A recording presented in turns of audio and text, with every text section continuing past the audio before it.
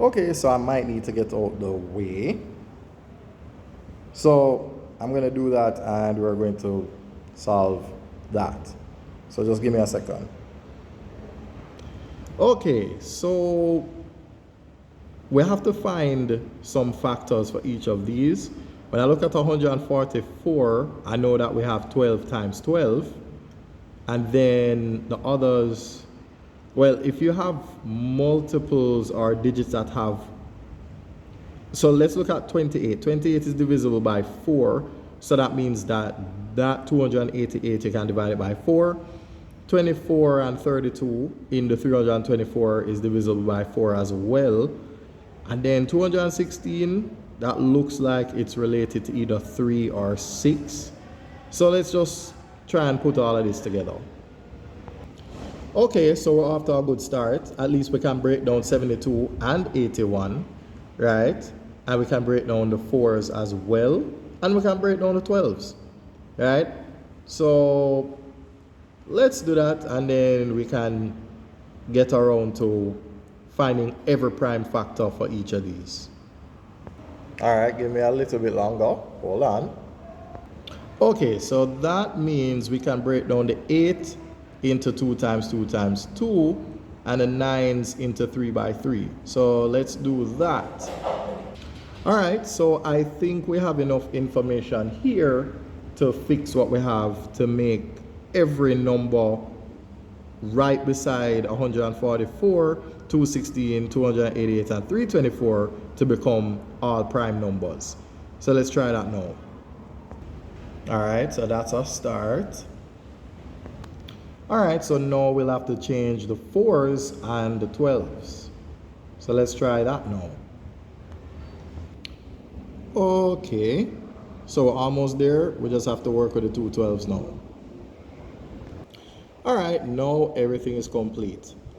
Well, at least this part.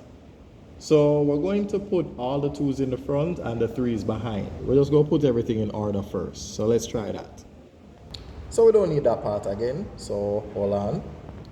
So now I'm going to circle all the 2s, right?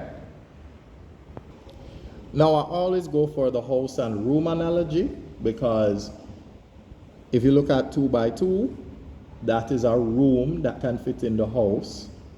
And you have the 3 2s and the 4 2s, and what all of them have in common is that all of them can fit in the 5. So we're just going to select the one with 5. So let's just cross out everything else and leave that. And now we circle the 3s.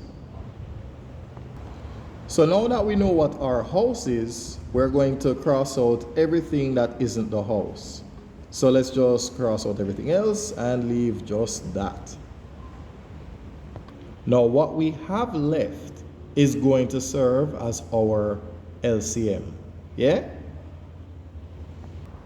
So when we put these 2 houses together, that makes our LCM come together now. All right, so there you have it. So we just have one more step. Well, I know that 2 to the 3 times 3 to the 3 is the same as 6 to the 3, which is 216. But then there's 4 2s and 4 3s, so that's like 6 to the 4. So if we multiply 216 by 6, we can get 1296. And then finally, 1296 plus 1296 will be, and there you have it, 2,592.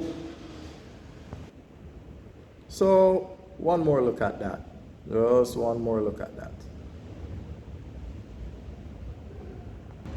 So hopefully that will help you when it comes to adding and subtracting fractions, right? So if you know how to find the LCM of numbers like that, then it gets easier to deal with fractions every step of the way. So again, if we know the basics, then the rest of it gets easier and easier to do.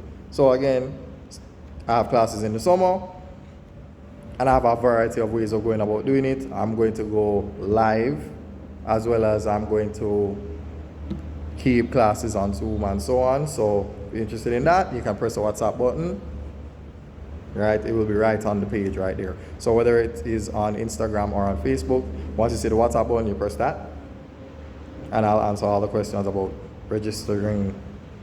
I wanted to say registration, but I said registering instead. Anyway, again, thanks for your time, thanks for watching, and I'll see you around.